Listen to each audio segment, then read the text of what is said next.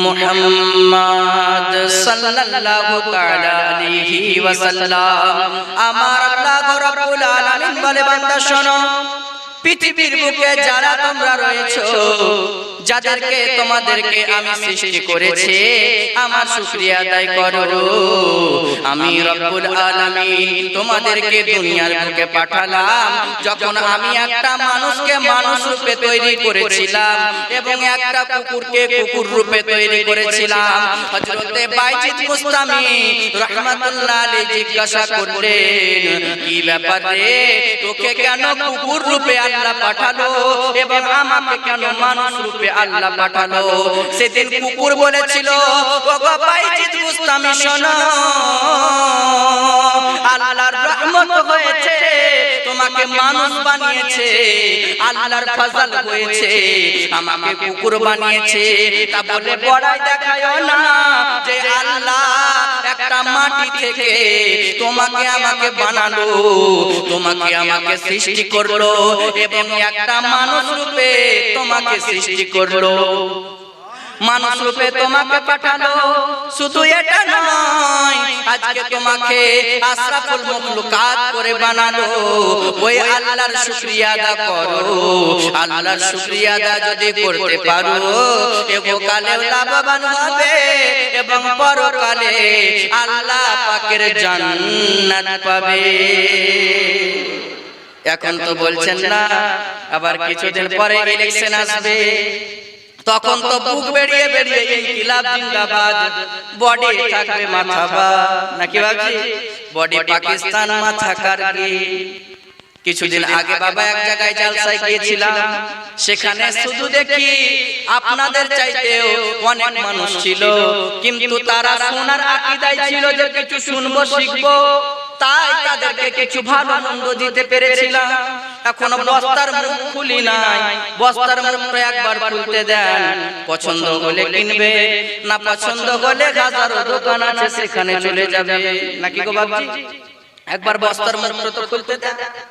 হ্যাঁ, ভালো লাগলে পরে শুনবেন, আর ভালো না লাগলে পরে বাবা যেখানে ইচ্ছে করবে সেখানে চলে যাবে, কিন্তু জিনারায় যাবেন, নিজের জুতাটায় পায়ে দিয়ে যেন বাবা, অন্যের মালে হাত দিয়ে, বুঝলেন? শোনাম বর্তমানে বাবার জুতা চুরি হচ্ছে, বুঝলেন? হ্যাঁ, আজকে মৌলভী সাহেবদের জুতা ছাড়ে না। জলসা করতে গিয়েছিলাম বাবা উত্তর দিনাজপুর, তো চুরি করবি তো এমন গল্প করলাম, চুরির গল্প, বুঝলেন? লাস্টে বেলায় দেখছি তো মৌলভী তুই যা বলবি বলার কান করেছে, ঢোল দেখছি আমার জুতাটাকে নিয়ে হাওয়া, বুঝলেন? তো এখন পৃথিবীতে ওয়াজ করাও যাবে না।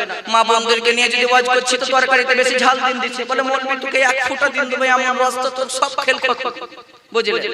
কাকে নিয়ে ওয়াজ করব? তো যাই হোক বাবা, হাজারো কোয়ালিটির ওয়াজ শুনেছেন, ইমান একটু আলাদা, বুঝলেন? হ্যাঁ, বস্তার মুখটা খুলতে দেন, পছন্দ হলে কিনবেন। আর একই জিনিস আমি 100 বার, আল্লাহ ক্ষমতা দিয়েছে যে একই জিনিস 100 বার মতো আপনাদেরকে বোঝাবো। এটা আমি অহংকার করছি না, আল্লাহ পাকের দান, আপনাদের দোয়া। তার কারণ একটা মানুষ ছোট থেকে বড় হয় না, কি বলে? বয়স একটা মানুষের যখন জন্ম হয়, জন্ম হয়ে সে আব্বা বলতে শিখে না, তাকে তার বাপ শিখায়, মা শিখায়, আত্মীয় স্বজন সকলেই শিখায়। আপনাদেরই দোয়া বাপজি, এই রকম মুখটাকে বাংলার ছয় করে বসে থাকলে হবে না। আসুন, যখন গাউসে আজমের মাহফিলে বসেছি, প্রত্যেক সুবহানাল্লাহ আলহামদুলিল্লাহ বলে 10 করে নেকি অর্জন করতে হবে, কি হবে না বাপ?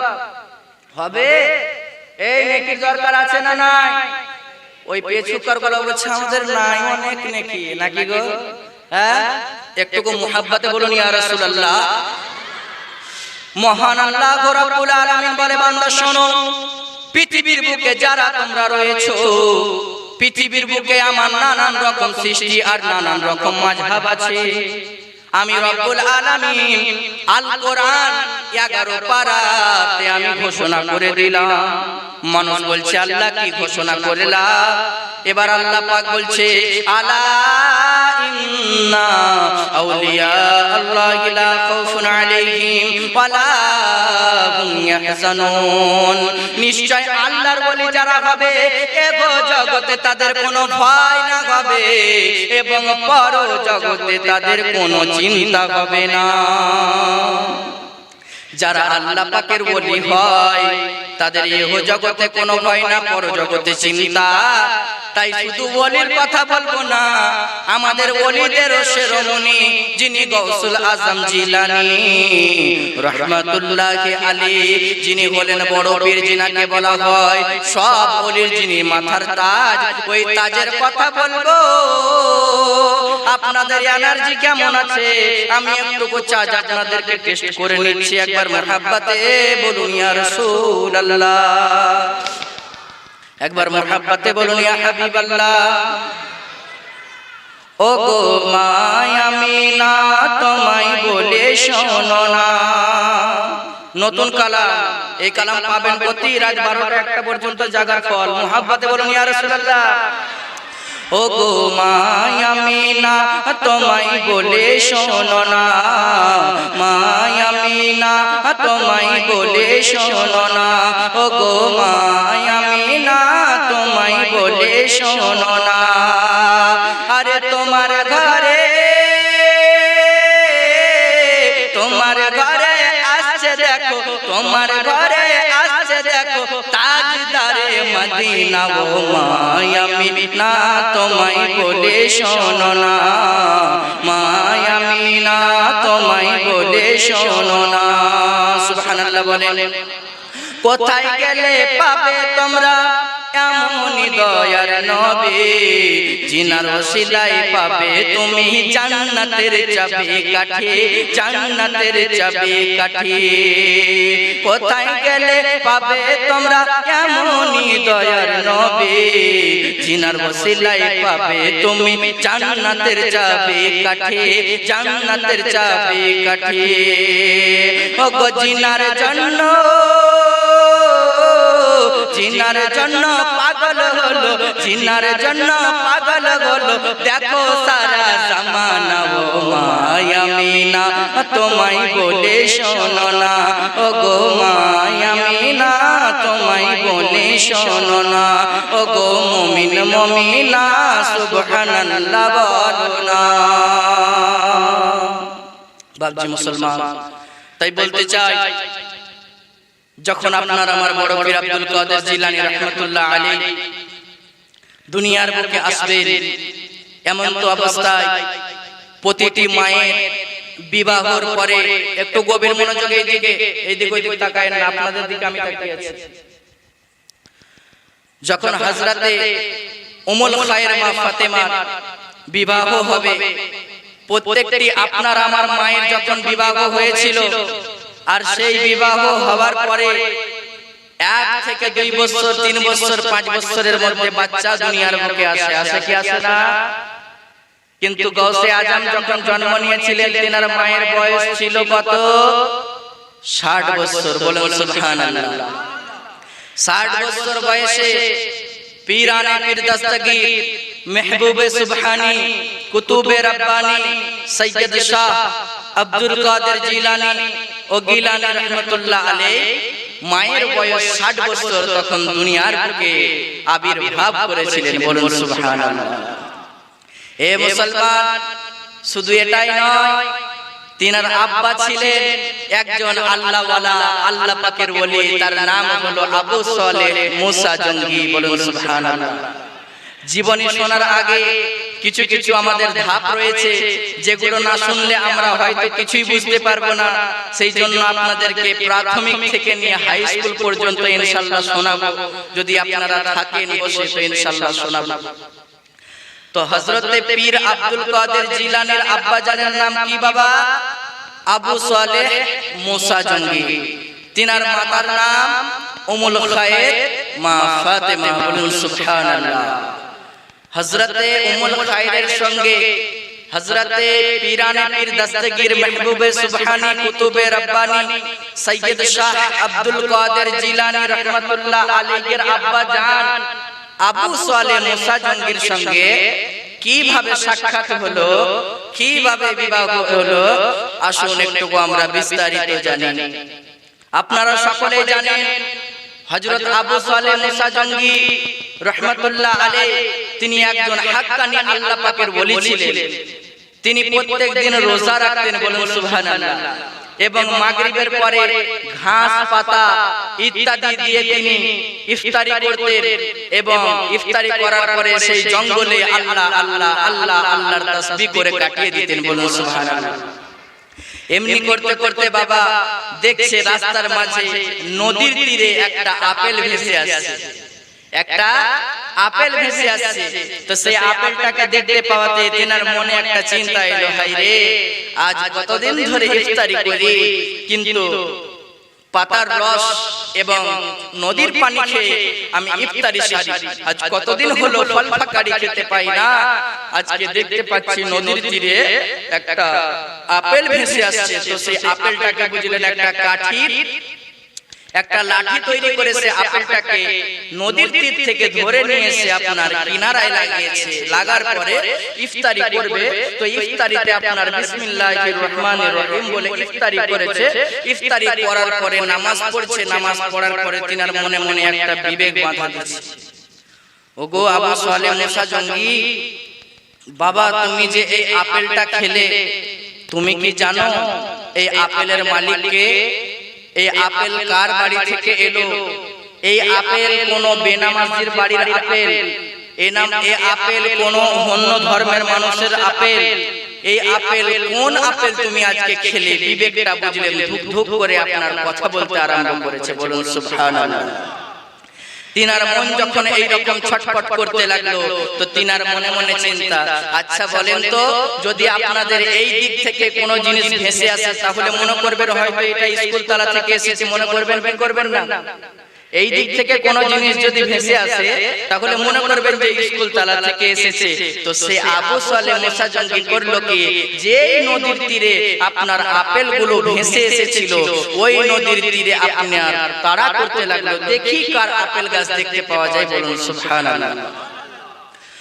হযরতে আবু সালেহ মুসা জঙ্গি রাহমাতুল্লাহি আলাইহি আপনার কিনা আপেল গাছের সন্ধান করতে করতে নদীর তীরে হাঁটতে আরম্ভ করে দিয়েছে। হাঁটতে আছে কিছু দূর যাওয়ার পরে দেখতে পাই কোনো আপেল গাছ দেখতে পাওয়া যায় না, কোনো ফলের গাছ দেখতে পাওয়া যায় না। আবার হাঁটতে আরম্ভ করে দিলেন। হাঁটতে আছেন, একদিন হয়ে গেল, 2 দিন হয়ে গেল, 3 দিন হয়ে গেল। এমনি করতে করতে 13 দিন ধরে আপনার কিনা সে আপেল গাছের মালিকের সন্ধান করতে লাগলে। 13 দিন ধরে সন্ধান করছে। কতদিন বাবা? 13 দিন। 13 দিন হয়ে গেল, আপেল গাছের সন্ধান করে কিন্তু আপেলের মালিক দেখতে পায় না। দেখছে মাগরিবের ওয়াক্ত হবে, হাঁটতে আরম্ভ করেছে।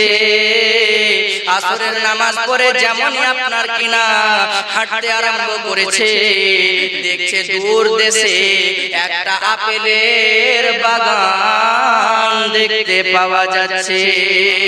আপেলের বাগান দেখে মনে মনে চিন্তা এলো, তাই তো রে, এই মনে হয় সে আপেল গাছের মালিক হবে যার আপেল আপনার কিনা নদীর তীরে ভেসে গিয়ে আমি ভক্ষণ করেছিলাম। ওই আপেল আমি খেয়েছি, আমি না বলে খেয়েছি। তাড়াতাড়ি ভিতরে গিয়ে আমি এই আপেলওয়ালা মালিকের কাছে ক্ষমা চেয়ে নেব। আপেলওয়ালা মালিকের কাছে ক্ষমা চেয়ে নেব। ভিতরে যাওয়ার পরে সেখানে বলতে আছে, ওগো আপেলওয়ালা, তুমি মালিক কোথায়? দারোয়ান এসে বলছে আপেলের মালিক এখন বাড়িতে নাই।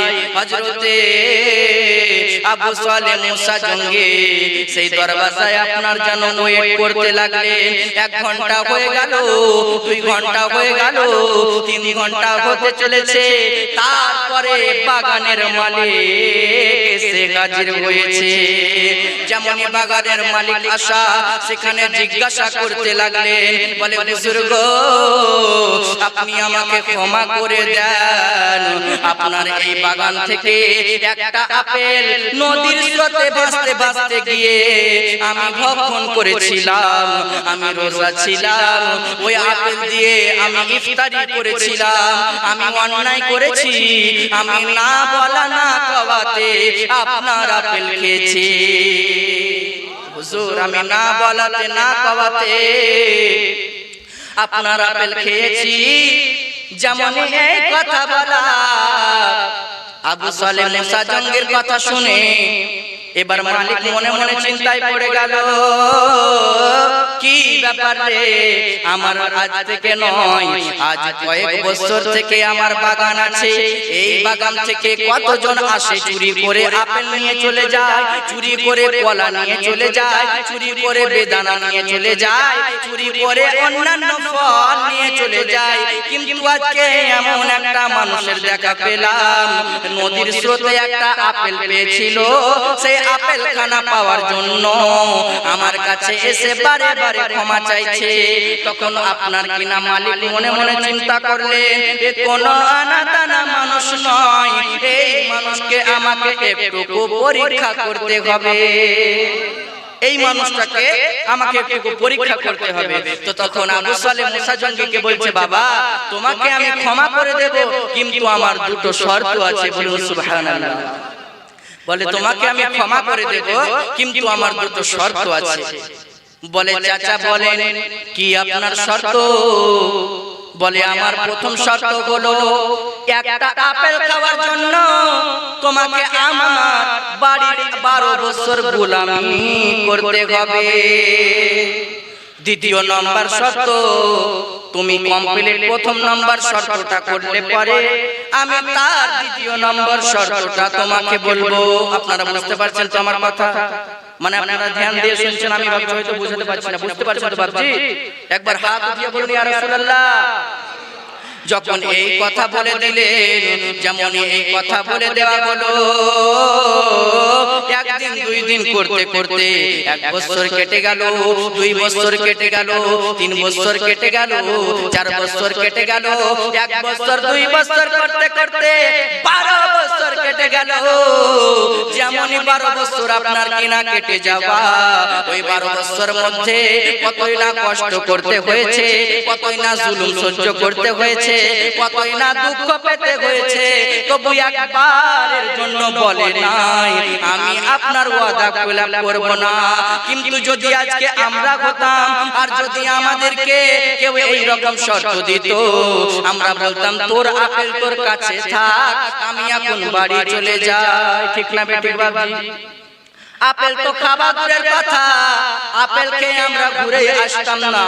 কিন্তু আল্লাহর ওলি কেমন ছিলেন, 12 বছর গোলামি করার পরে আবু সালেহ মুসা জঙ্গি মালিকের কাছে গিয়ে বলে, মালিক আজকে 12 বছর কমপ্লিট হয়ে গেল, আজকে 12 বছর পুরো কমপ্লিট হয়ে গেল, আমি প্রথম শর্ত কমপ্লিট করে ফেলেছি, দয়া করে আমাকে দ্বিতীয় শর্ত বলো,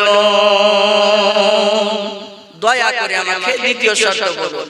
তো তখন মালিক বলতে লাগলো, বাবু আবু সালেহ মুসা জঙ্গি শোনো গো, তোমার দ্বিতীয় শর্ত হলো, একটা মুখে কানা, মুখে ল্যাংড়া খোড়া, মুখে বোবা একটা আমার মেয়ে রয়েছে, দেখতে অনেক কালো, কিন্তু তার নাম হলো উম্মুল খায়র ফাতেমা। ওই আমার কানা নলা বোবা মেয়েকে আমার হুকুম তোমাকে বিয়ে করতে হবে। আবু সালেহ মুসা জঙ্গি ভাবছে, তাই তো রে, এই প্রথম শর্ত মানলাম, কিন্তু দ্বিতীয় শর্ত এমন করা দিয়ে দিল, চোখেও দেখে না, কানেও শুনে না, মুখেও বলতে পারে না, দেখতে আবার কালো, এই মেয়েকে নাকি আমাকে বিবাহ করতে হবে। আচ্ছা যদি আপনাকে আমাকে কেউ কেউ বলে যে কালো মেয়েকে বিয়ে করতে হবে, তখন কি বলবেন? যে ভালো